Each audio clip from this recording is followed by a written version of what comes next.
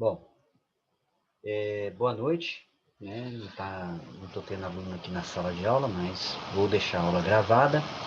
Hoje nós vamos falar da aplicação dos métodos QFD e FEMEA no processo de desenvolvimento de produtos. Então, é o tema da aula de hoje. Eu esperei aí por volta de 5 minutos, mas então os alunos ainda não entraram na sala, e então vou continuar falando desse tema. E depois também vocês têm a oportunidade de assistir esta aula gravada que a gente posta lá no YouTube. Lembrando também que quarta-feira agora nós vamos ter a semana acadêmica, então eu peço para vocês prestigiarem, porque isso sempre enriquece, além das horas acadêmicas também existe um enriquecimento profissional, né? São cabeças diferentes, de professores de outro local, né, e com experiências também diferentes, que sempre vem para agregar alguma coisa. Então, ali eu conto também com a participação de vocês. É um dia diferente, né, que sai dessa rotina de aula. Então, se alguém me assistir aí depois nessa aula gravada, que possa também prestigiar na quarta-feira a nossa semana acadêmica, que é CEBUT.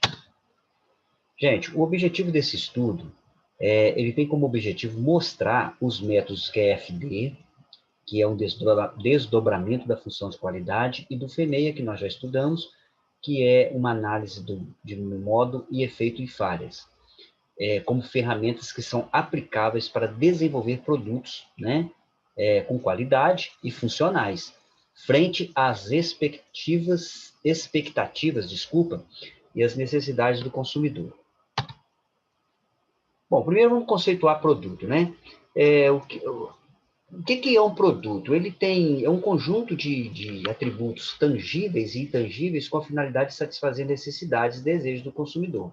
Só existe um produto porque alguém tem a necessidade de utilizar aquele produto. Por exemplo, a caneta. A caneta é um produto. Por que foi fabricar a caneta? Porque alguém tem necessidade de escrever, né? Por que foi fabricada uma mesa? Porque a mesa é necessária, satisfaz uma necessidade nossa.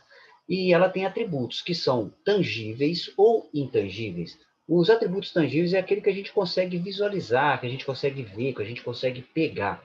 Os atributos intangíveis, ele está muito relacionado à questão psicológica, né? De você dar valor a um determinado produto, talvez por uma marca, talvez, né? Por exemplo, uma caneta Bic escreve como uma caneta uma outra marca qualquer, mas às vezes aquela outra marca dá um certo status, porque desenvolveram todo um trabalho de marketing, ou porque tem um atributo também de melhor design, aparência, design, né?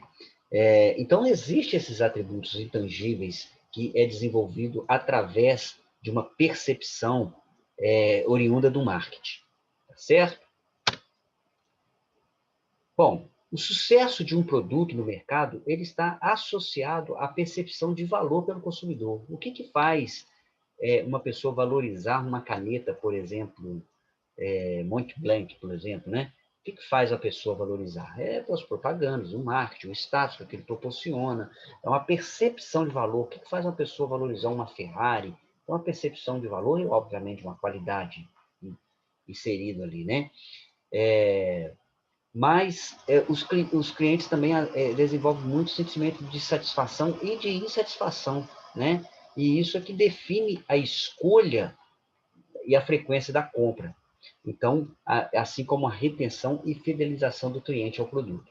Então, gente, o produto ele tem uma percepção, conforme eu falei anteriormente, tanto uma percepção bem clara, né? bem tangível, e a percepção intangível, né? Então, muitas vezes, você tem um determinado produto que você compra, paga até mais por ele, porque ele te remete a um glamour, a um status, porque fizeram um trabalho em cima disso, né? Mas tem também produtos que a gente desenvolve um sentimento de satisfação pela funcionalidade, são coisas mais tangíveis, mas também pela funcionalidade. Uma marca que, por exemplo, que você sempre comprou e ela nunca te deixou na mão, aí você começa a falar assim, poxa, confiabilidade, né? Eu tenho um exemplo meu pessoal, por exemplo, eu gosto muito de comprar produtos da Philips. Desde que eu casei, minha televisão foi Philips e nunca tive problema com a Philips, meu aparelho de som. Então, eu, Alexandre Siqueira, já criei na mentalidade que a Philips tem qualidade. Tem muito tempo que eu não compro mais, né? Eletrodoméstico, as coisas a gente acaba, depois que a gente acaba casando e vai passando muito tempo, a gente acaba tendo tudo e a gente acaba depois parando de comprar essas coisas, né? Perde aquela ilusão da juventude de comprar um som e tal, essas coisas todas, que hoje tem tudo no celular, né? Então nem sei como é que anda essa marca Philips, mas eu sempre desenvolvi um carinho por essa marca, porque eu sempre comprei os produtos que tiveram sempre durabilidade. Então a gente acaba pegando uma certa simpatia pela marca. Gente, o processo de desenvolvimento de um produto. Como que se desenvolve um produto? Né? O desenvolvimento de produto ele baseia num conjunto de atividades. Então, você tem que saber para que ele serve, por meio dos quais procuram alcançar e discriminar as especificações do projeto de produto, assim como o seu processo de produção, a fim de que a indústria seja capaz de produzir. Então, quando você define produtos, você vai pensar no produto, o que ele é capaz de fazer, como que ele vai fazer, como que ele vai satisfazer uma necessidade. E, por outro lado, você também vai definir como que vai produzir esse produto, como é que você vai trabalhar esse processo, depois que você especificou tudo no seu projeto, ao fazer o produto, você vai também especificar como que você vai trabalhar ele no seu processo de produção. Alguém pode falar, professor, mas eu vou criar produto sempre? Então, talvez não necessariamente criar novos produtos, mas você vai estar sempre inovando o seu produto. Tá? Até porque as empresas hoje, os produtos eles estão tendo um ciclo de vida cada vez menor. O que significa isso? Os produtos já nascem com a ideia de que eles vão morrer, até porque as empresas precisam de demanda, entendeu? Então é comum, vocês que são aí de Ubá, que é o forte aí, a gente sabe que é a indústria moveleira, é comum lançar um móvel que às vezes tem durabilidade, de uma determinada cor, e depois, através de um trabalho muito grande de marketing, eles desenvolvem um outro móvel com uma outra cor e fala que agora a cor da moda é aquela que ele está lançando, entendeu? E aquela outra ficou, vamos dizer aí na gíria, na linguagem popular, ficou cafona. Então, porque é comum, porque ela precisa de demanda, então elas estão sempre, né, inovando, e às vezes cria um outro móvel com uma outra aparência, entendeu? Para poder criar essa demanda. Aí a pessoa fala assim, vou renovar os móveis do meu quarto, e aí vende aqueles móveis para uma pessoa que às vezes, né, ou doa, e renova os móveis, às vezes sem necessidade, os móveis estavam bons, só porque criou uma percepção intangível de que aquele imóvel agora, né, você vai ficar com vergonha que as visitas vão dizer, ninguém usa mais essa cor, né? Vocês estão entendendo? É a parte do marketing. Então, os produtos, eles têm que estar sempre inovando. Então, as empresas não sempre estão criando produtos novos, mas estão sempre inovando os produtos que ela fabrica, entendeu? Criando novas formatações no produto, né? Então, o ciclo de vida do produto vem diminuindo. Bom, a atividade de desenvolver produto, eu acabei de falar, deve considerar também a tarefa da sua descontinuidade, que, ao se analisar o declínio do seu ciclo de vida. Então, que eu acabei de falar, cada vez maior, está sendo maior o declínio de vida do ciclo de vida de um produto, por vários fatores, né? Tem os fatores tecnológicos, realmente a tecnologia está avançando muito rápido, então, principalmente quem fabrica produtos tecnológicos, ele acaba encurtando mesmo o seu ciclo de vida de uma forma nem é forçada, né? É forçada no sentido assim, não depende dele, a própria tecnologia evolui e aquele produto morre, né? Há pouco tempo, e há pouco tempo mesmo. A gente estava comprando máquina digital, a gente tinha, eu sou da geração aí da máquina que você mandava revelar. E aí surgiu uma máquina digital que todo mundo comprava e depois ia para as festas, tirava foto, depois ficava olhando a foto como ficou. É o que a gente tira hoje no celular na hora ali, entendeu? Então, você vê, aí essa máquina, ela durou muito pouco tempo. Ela passou assim, ó, muito despercebida. A outra máquina, não, ela já foi mais tempo. Porque a tecnologia agora, mais atualmente, está evoluindo muito rápido. O mundo evoluiu muito rápido nos últimos anos, né? Nós sabemos disso. Então, existem produtos que deixam de existir também, né? Ele não só declina, como ele deixa de existir. Mas aí eu vou ter que desenterrar defunto, tipo máquina de escrever. Ninguém mais vai usar máquina de escrever porque a tecnologia substituiu. Então, é um produto que deixou de existir. Então, gente, temos que ficar atento ao produto que a gente produz. Se esse produto ele tem a possibilidade de desaparecer, né, por declínio natural, por declínio tecnológico ou por declínio forçado por nós mesmos para poder a gente gerar demanda no nosso produto. Vamos falar agora do QFD. O QFD, gente, a maioria das questões da qualidade nasceram no Japão, não é muito novidade isso, né? Teve sua origem no Japão já no final da década de 60, a partir das tabelas de requisitos da qualidade utilizadas em algumas indústrias japonesas, obtendo expressividade apenas em 1972. Então, ficou muito tempo, que foi lá a partir de 60, 12 anos depois é que ele teve a sua aplicabilidade para a conquista da qualidade do projeto de fabricação nas principais indústrias automobilísticas japonesas da época. O desdobramento da função da qualidade, gente, é um método que tem como objetivo traduzir os desejos e necessidades dos clientes em escopo de projeto. Presta atenção para a gente não confundir o QFD com FEMEA, tá?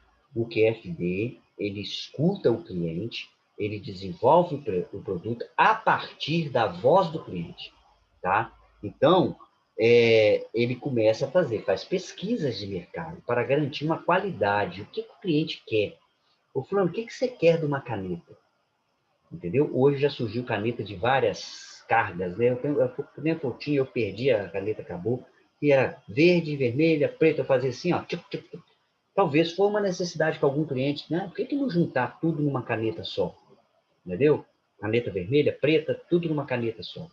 Então, alguém pode ter criado isso e foi feito esse trabalho. Então, o QF dele desdobra, a função de desdobramento da qualidade, ele busca ouvir a voz do cliente, ouvir sugestões. Que o cliente que usa, e o cliente pode falar. Cara, se você colocar esse botãozinho aqui, facilita. Se você colocar essa cor aqui, vai facilitar. Se você colocar esse negócio desse tamanho maior aqui, facilita. E não é só o cliente, né? Você também tem que ter uma percepção para qual cliente você também está querendo vender, né? Eu vou tentar explicar em outras palavras. Vamos imaginar que você vende produtos para uma determinada camada de uma população que são idosos. Por exemplo, né? O seu produto é direcionado para idosos. Então, o que você tem que fazer? Uma coisa que seja mais simples, mais perceptível, porque quando a gente vai ficando velho, a gente vai enxergando menos. Então, você tem que fazer uma coisa maior. Você está entendendo? Então, também você, como engenheiro do desenvolvimento do produto, pode também ter essa percepção a partir de experiência, né, sua. Né? A gente, quando vai ficando mais idoso, que é o meu caso, estou chegando lá, a gente começa a ter outras necessidades, as coisas vão mudando, entendeu? E a gente começa a reclamar que a coisa é muito pequena, por que não faz uma coisa maior? Enfim, então, tudo isso tem que se ouvir. E o QFD, então, ele trabalha ouvindo o cliente, ele desenvolve os projetos a partir do desenvolvimento do que o cliente fala. Vamos conceituar o QFD? É uma ferramenta utilizada para desdobrar a qualidade que tem como objetivo transmitir as informações durante o desenvolvimento do produto de acordo com a voz do consumidor. Tá? Então, é isso. Onde que se aplica, né? Como é que é a aplicação do QFD? Os principais motivos que levam a empresa a iniciar a implantação do QFD são: eles buscam a melhoria do processo no desenvolvimento do produto, no processo de desenvolver o produto, na decisão a partir dos conhecimentos de suas vantagens e aumento da satisfação dos clientes. O QFD ele busca a satisfação integral do cliente e, a partir daí, ele busca a melhoria dos seus processos, seu desenvolvimento dos seus produtos e do desenvolvimento dos processos. Bom, gente, até aí tá, creio que está tranquilo, né? A gente já são 8 horas 50 minutos. Começou 8h30, já temos 20 minutos de aula. Então, vou prosseguir aqui e, infelizmente, ninguém entrou ainda. Então, vou continuar com a gravação da aula aqui. Estou vendo se alguém mandou alguma mensagem, com alguma dificuldade.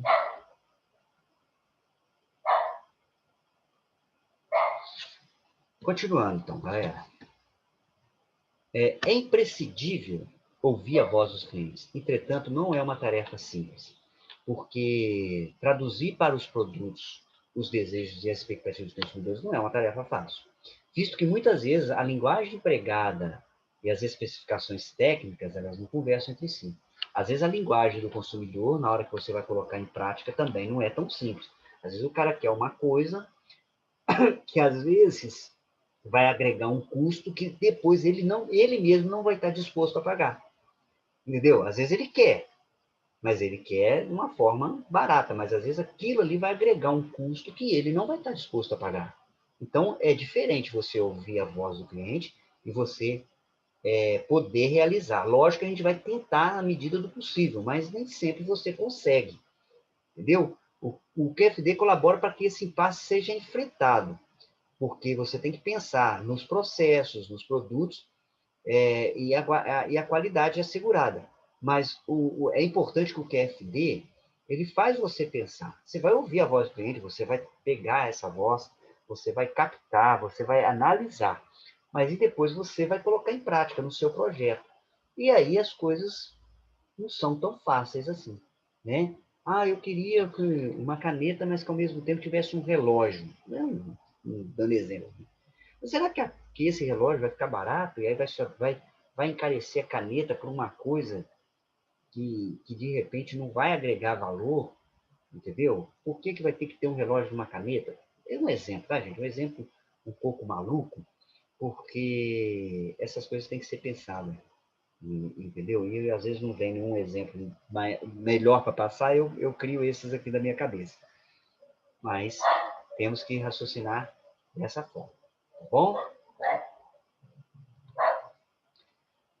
Quais são as metodologias do QFD? Bom, primeiro, indicar e delimitar quais são as necessidades dos clientes em relação ao produto a ser desenvolvido. Então, olha só, indicar e delimitar, porque nem todas as necessidades vão poder colocar no produto, conforme já falei. Planejar de forma minuciosa as necessidades do produto a partir da voz do cliente. Então, vou planejar minuciosamente. Vou determinar as características do produto a partir também da voz do cliente, mas também vendo a possibilidade. O que tem que ser levado em consideração? Eu tenho que levar em consideração a voz do cliente, mas levar em consideração para qual cliente, entendeu? Então, a gente tem que saber separar isso. Eu tenho que entender para qual classe que eu vendo. Classe A, classe B, classe C, classe D. Por que eu estou falando isso, gente? Porque, por exemplo, eu desenvolvo um produto que é direcionado para a classe B. É uma classe que, às vezes, não vai estar disposta a pagar por alguma coisa que eu vou agregar no produto. Não é que ele não quer pagar, gente. Ele não pode pagar. Ele tem uma renda limitada. Entendeu? Se ele não tivesse, ele não seria classe dele, ele seria classe A. Não é verdade? A gente sabe que a sociedade, infelizmente, né, ela é dividida por classes. Uma pessoa com uma renda maior, ela está situada na classe A, tem a classe B, tem a classe C. E a gente compra as coisas de acordo com a nossa renda. Né? É lógico que a gente sabe o que é bom. Né? O pobre sabe o que é bom, mas a renda dele não permite. Então, ele compra aquilo que é possível comprar. E eu tenho que saber direcionar isso, entendeu? Para essa classe, tá certo? Então, ao desenvolver essa metodologia do QFD, eu preciso determinar isso. Quais são as características envolvidas? Joel, eu estava dando aula sozinho aqui, né? Gravando a aula, tá? Então, já estou aí, porque já se passaram aí quase que 25 minutos de aula, então eu tive que gravar. E eu estou falando de metodologia QFD. Tá, beleza. Tá bom? Bom, a metodologia QFD, ela é desenvolvida dentro de uma estrutura que a gente chama de matriz do QFD, que é conhecido como a Casa da Qualidade, que é representado na figura aqui. Se você olhar aqui nesse quadro, você não entende muito, tá vendo? Joel, para você que está entrando agora, o QFD ele é um desdobramento da qualidade que você vai desenvolver o seu produto a partir da voz do cliente. Você vai captar o que o cliente quer, vai colocar no seu projeto e vai ver se é possível desenvolver o produto a partir do desejo do cliente. Então, o cliente dando opinião, né, no produto que você vai desenvolver. Aí eu estava comentando, a gente desenvolve produto toda vez? Não, mas a gente hoje sabe que os produtos estão com um ciclo cada vez menor, né? Cada vez a gente está procurando inovar os produtos, até para a gente ter demanda. Eu citei como exemplo aí, por exemplo, a indústria moveleira. Eles criam móveis, cada hora eles criam móveis com um aspecto diferente para poder ter demanda.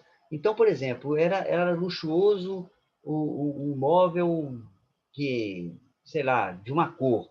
Daí a pouco aquilo sai de linha, cria-se um outro móvel, né? E faz um trabalho de marketing para as pessoas falarem assim, olha, o chique agora é ter móveis de cor branca. Estou dando como exemplo. Entendeu? Então, os produtos eles têm morrido com muita facilidade. Né? Então, a gente, às vezes, não cria produtos novos. Né? Não é todo mundo que está inventando aí uma coisa que não existe. Nós estamos falando de uma coisa que já existe, mas que você está sempre buscando inovação. Gente, esse desenho aqui é mais compreendido aqui. Olha, é o mesmo desenho, porém aqui está melhor. Quais são os requisitos do cliente? Né? Qual é o grau de importância? Porque nem tudo que o cliente deseja vai ser possível colocar, porque conforme eu falei, às vezes vai agregar um custo, o cliente fala assim, mas podia ter isso, igual eu citei como exemplo aqui. Podia fazer uma caneta com relógio, mas será que esse relógio não vai encarecer demais e o cliente vai estar disposto a pagar? Então, entendeu? Então, a gente tem que ver esse grau de importância. Não é porque o cliente quer também que vai ser possível, porque a gente tem que levar em consideração vários aspectos, né? A gente tem que ver a avaliação competitiva, como é que eu estou competindo, né? Se eu colocar esse relógio, como é que vai ficar a minha competição em relação ao meu concorrente? A gente tem que analisar a parte técnica, se eu tenho maquinário para fabricar isso, com essa tecnologia que o cliente deseja. Então, é esse desdobramento que a gente vai falando aqui na matriz da qualidade. Né? Então, tem que pensar em característica, requisito, como que eu estou situado na minha competitividade, né? Se eu vou poder arriscar, se eu sou o primeiro, se as pessoas me seguem, se eu sou, né, a liderança no meu mercado de trabalho. Se eu sou líder, eu posso me arriscar um pouquinho mais, mas se eu não sou, talvez eu sou um seguidor, né? Eu quero dizer o seguinte, só para citar como exemplo, a gente sabe que a liderança no canal de televisão é a Globo. A Globo pode inovar, ela pode arriscar, embora agora está passando por uma crise, né? Mas, tirando a crise, ela ainda pode tentar fazer um programa diferente. O SBT ela tem menos margem de erro, entendeu? Porque se ele lançar um produto, um programa que não caia no gosto popular, é prejuízo. A Globo não. Se cair, daqui a pouco ela tira aquilo do ar e tal, e vai tocando barco, porque ela lidera. Então, tem que pensar em que setor eu estou ali. Bom, gente, essa tabela que a gente acabou de ver, que a gente chama de casa da qualidade, né? São tabelas de requisitos do cliente. É a parte da matriz da qualidade pela qual a voz do cliente é introduzida no desenvolvimento de produto, sendo também onde se planeja como o produto irá atender às solicitações do cliente. Conforme eu falei, o QFD trabalha com a voz do cliente, mas nem tudo é possível atender como o cliente quer. Então, por isso que tem que fazer um escopo, fazer um projeto e discutir muito bem sobre o que o cliente quer, o que o cliente deseja e o que a empresa pode atender. O desenvolvimento dessa tabela envolve o seguinte conjunto de passos. Primeiro, definir a prioridade. Então, qual que é a prioridade? O que é preciso atender? Qual é o grau de importância a partir da perspectiva do cliente? Então, se o cliente falou uma coisa, isso aí é prioridade? É. Então, define essa prioridade considerando as demandas internas à empresa, que são os clientes. Identifique o grau de importância. Tá? Será que isso que o cliente quer realmente é importante? Às vezes é muito importante. Avalie a competitividade. Nossa empresa perante concorrente, que eu comentei, né? Como que eu estou no meu mercado? Determine o plano de qualidade dos requisitos e dos seus índices de melhoria. Troque ideia com o pessoal de comercial. Vocês são engenheiros de produção, vocês estão muito preocupados com a produção, com o desenvolvimento do produto. Mas troque ideia com o comercial, porque o comercial ele tem essa sensibilidade maior do que a gente que está na linha de produção, né? E aí depois determine um peso absoluto ou relativo aos requisitos, né? Poxa, isso aqui tem um peso legal? Isso vai dar uma repercussão legal? Qual é o peso da gente fazer essa mudança no produto? Entendeu? Agora nós vamos falar aqui dos benefícios da aplicação do QFD. Gente, os benefícios estão diretamente ligados à cultura da empresa. O QFD é uma coisa interessante. Os benefícios estão ligados assim. Não está nem escrito aqui, mas o QFD ele cria um ambiente mais democrático, ele cria um ambiente mais motivacional. Por quê? Porque todos dão opinião, todos participam, exige mais participação, entendeu? Então, ele ajuda a melhorar o clima interno da empresa, porque ele trabalha muito com equipe. Ele não é um local para uma pessoa que trabalha, que tem uma personalidade mais individualista, não. Então, ele cria um ambiente melhor, ele favorece. Então, o QFD só tem um benefício se ele cair num ambiente assim. Se ele cai numa empresa que já tem essa cultura de ouvir, essa cultura de dar oportunidade para os empregados participarem, uma cultura mais democrática, uma cultura onde que existe uma certa liderança, né? Dos responsáveis pelo processo da tomada de decisões.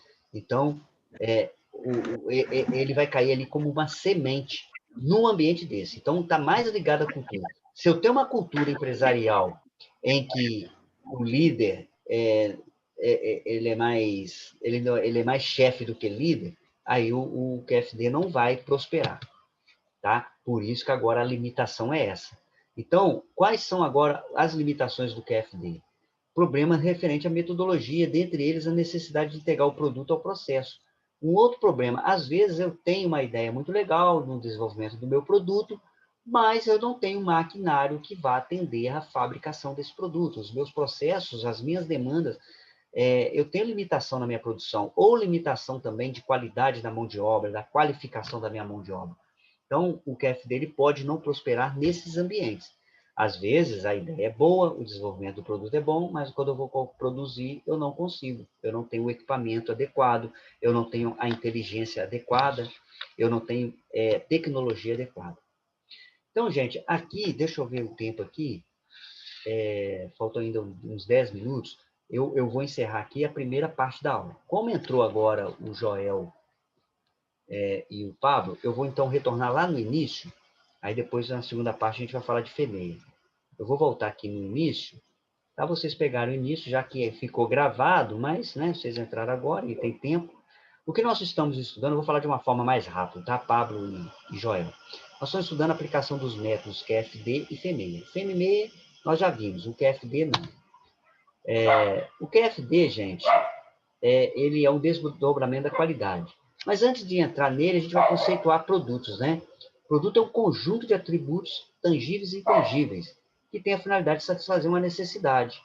Então, a gente cria um produto que é para satisfazer uma necessidade. Por que alguém criou a caneta? Porque a gente tem necessidade, facilitar a vida, né? De escrever, entendeu? Então, ele desenvolve. Agora, tem também atributos tangíveis, que é o que a gente vê, é o que a gente percebe quando a gente pega o produto, é a funcionalidade do produto.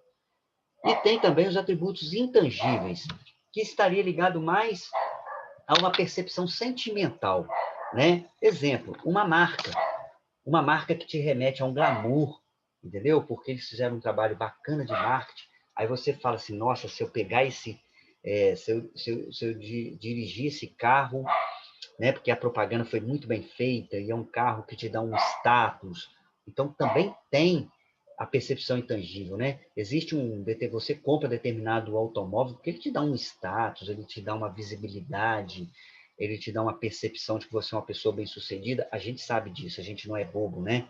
Nós somos cabeça pensante. Então a gente sabe que o marketing trabalha com o psicológico, né? Hoje em dia, inclusive, eles estão colocando mais psicólogo do que gestores para fazer marketing, porque eles trabalham com a percepção intangível do produto. E muitas vezes uma percepção intangível, mas que seja também real. Ou seja, às vezes o produto tem uma marca, ele é de uma marca, ele é caro e ele é bom, entendeu? Então, se cria muitas marcas, né? Nike, Adidas, e dá um certo glamour quando a gente usa essa marca do que uma marca desconhecida. É o desenvolvimento dos atributos intangíveis do produto, entendeu? Então, o sucesso de um produto está associado à percepção. Como que eu valorizo um produto? Como é que eu posso falar que essa caneta custa R$ 2 ou R$ 3? É pela percepção do valor. Se for uma caneta com uma marca, ele vai ter um valor maior. Se a pessoa estiver disposta a pagar pelo status que ter aquela caneta, né? Tem uma caneta meio douradinha, tal, né? Ela vai escrever como outra caneta, mas ela dá um status, ela tem um glamour. Então, essa percepção de valor depende também do cliente. Mas o mais importante também depende para qual segmento que você pretende vender. Eu tenho certeza que uma pessoa da classe D não vai pagar porque você colocou uma parte dourada na caneta, entendeu? Então, para ele, não vai agregar valor. Gente, não vai agregar valor não é porque o cara tem mau gosto, não. É a renda dele. Não é verdade? A gente compra as coisas de acordo com a nossa renda, mas a gente não é bobo. Muitas vezes a gente sabe o que é bom. Muitas vezes a gente sabe que uma cerveja de uma marca tal é boa, mas é muito caro. A gente acaba comprando uma outra dentro dos nossos padrões de consumo, né, econômico. Então, não basta só também ter percepção de valor, depende muito de... Né? Então, vocês que trabalham na linha de produção, como engenheiro de produção, você tem que entender também... não é que você tem que saber a fundo, mas você também tem que entender para onde é direcionado o seu produto. É para uma camada mais popular, entendeu?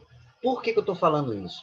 Se você vai para uma camada mais popular e eles dão uma ideia, mas podia agregar isso aqui, seria legal o produto se fosse assim, beleza. Mas eles vão estar dispostos a pagar por isso? Porque vai gerar custo.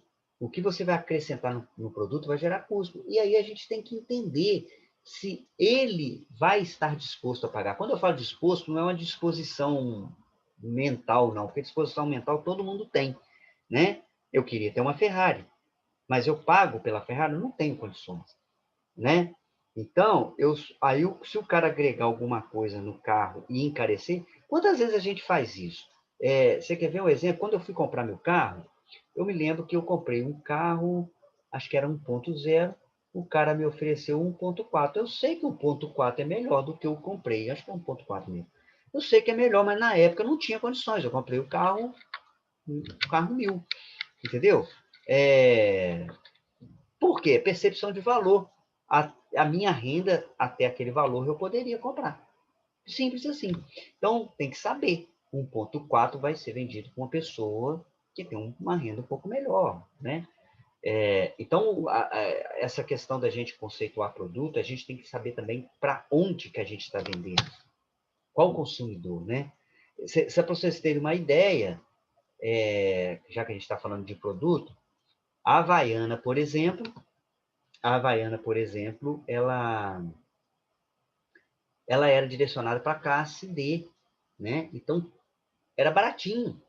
Depois, de uma certa forma, eles foram agregando, botando cor. Aí colocou artista para fazer propaganda.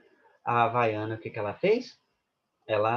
Hoje ela é direcionada para outra classe. Ela virou um produto de chique. Aí você vai na praia, as mulheres, né, principalmente, vai na praia, compra a Havaiana, que ela toda florida, cheia de novidades. Entenderam, gente? Então, eu estava falando basicamente de produto para entrar no QFD, porque o QFD, gente, ele teve origem no Japão e a partir dos requisitos da qualidades que foram usados na indústria japonesa. O QFD, só para resumir aqui, porque eu já vou encerrar a primeira parte da aula, ela traduz a necessidade dos clientes no desenvolvimento do produto. Então, ele busca conhecer o que o cliente quer, monta um projeto, vê se é possível atender o que o cliente quer, vê se a empresa tem condições de atender o que o cliente quer, vê se ela tem condições através dos seus processos produtivos, das suas tecnologias e da sua classificação ali no mercado, né? Aí tem aqui, ó, vou passar aqui rapidinho, é isso aqui, ó. avaliação competitiva, como é que ela está no mercado? Porque se eu estiver na liderança, eu posso me dar o luxo, às vezes, de criar um produto, de criar uma inovação, mas se eu não estou, eu já não vou ter essa facilidade. A gente chama isso aqui de matriz da qualidade ou casinha da qualidade, tá vendo? Então, qual é o requisito que o cliente quer, qual é o grau de importância, porque nem tudo que o cliente quer também tem muita importância. A gente tem que ouvir, fazer pesquisa, tem que discutir, tem que ver as características, os requisitos, a avaliação competitiva da minha empresa, a avaliação técnica da minha empresa, a qualificação da minha mão de obra, é muita coisa envolvida. Tá bom, gente? Vou encerrar aqui a primeira etapa, porque eu comecei a aula às 8h30, são 9h10, então passaram os 40 minutos. E eu já entro na segunda parte, tá bom? Tranquilo, Alexandre. Boa noite. Boa noite. Enquanto vocês